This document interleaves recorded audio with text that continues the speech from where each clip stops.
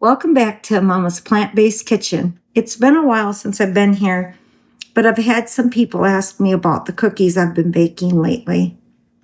And so I thought I would just come on here and show you how I do it.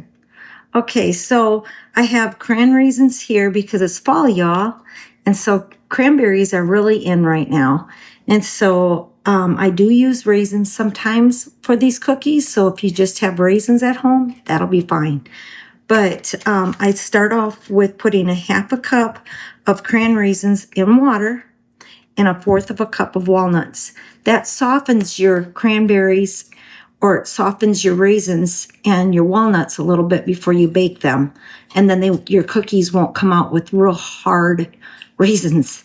You know, they're hard to chew. So that's what I do. I just soak them for about 10 minutes, which I've already had these soaking. So we're going to just move right on. I usually buy the organic cocoa, but if you can't find it in your store, this is just cocoa also. Make sure it's just cocoa. Okay, you want pure cocoa. I put 2 tablespoons of pure cocoa. You can have a heaping like that. So 2 tablespoons, and if you like a lot of cocoa, you can heap the tablespoons. That's fine. And then I just give it a little stir. So don't forget the process of 10 minutes in water with your raisins and cran raisins and your walnuts, because that way they'll soften up. And then what I do is I will put a link in this video to show you how to make this cranberry, pineapple, and blueberry salad up. I take a half a cup of that and I put it in with the mixture.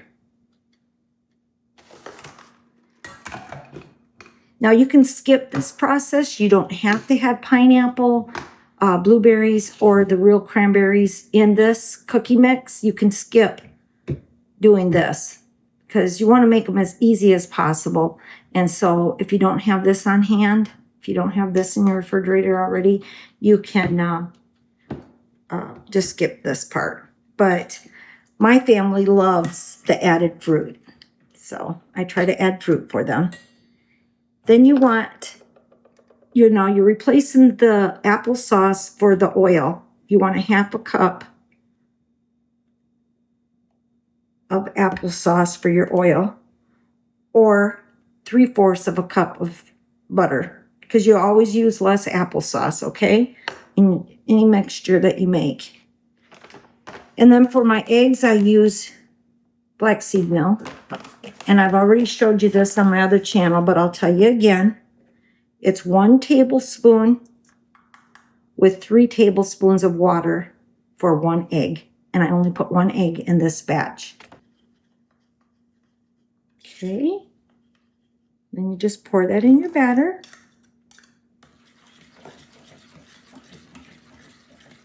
Then I use stevia for my sweetener, but you can also use maple syrup or honey, or you can use sugar if you like your sugar and you don't want to get rid of your sugar. And for the maple syrup, I put 1/4 cup of maple syrup in, or 1/4 cup of sugar, because you already have your fruit salad if you're using this, or you already have your raisins or your cran raisins to sweeten your cookies up. So you don't need a whole lot of sugars and you don't need a whole lot of maple syrup. But I don't do that. I use stevia. And so I usually take about, an eighth of a teaspoon, and I just pour it in there. And cinnamon, I just sprinkle how I like cinnamon in my cookies. I just sprinkle a little bit of cinnamon. And then you just want to give that a good mix. And then 2 cups of oatmeal. You can use quick oats, you can use whole oats, you can use whatever kind of oats you like in this cookie mix. I use quick oats, and you just want to put 2 scoops of quick oats in. And I forgot my water. So I got to get my water. But you give that a stir because you already got some water in this from your cran raisins soaking. You give that a stir, and then you want to get like, a cup of water and just start adding it very slowly until you get a mixture that takes and holds together. And then what you do is you put it on your cookie sheet and you bake them on 350 for 20 minutes.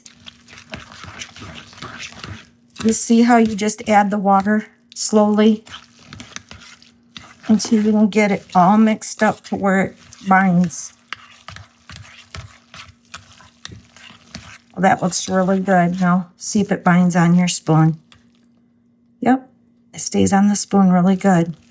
You know what else you can add to these cookies? Semi-sweet. Yum, yum.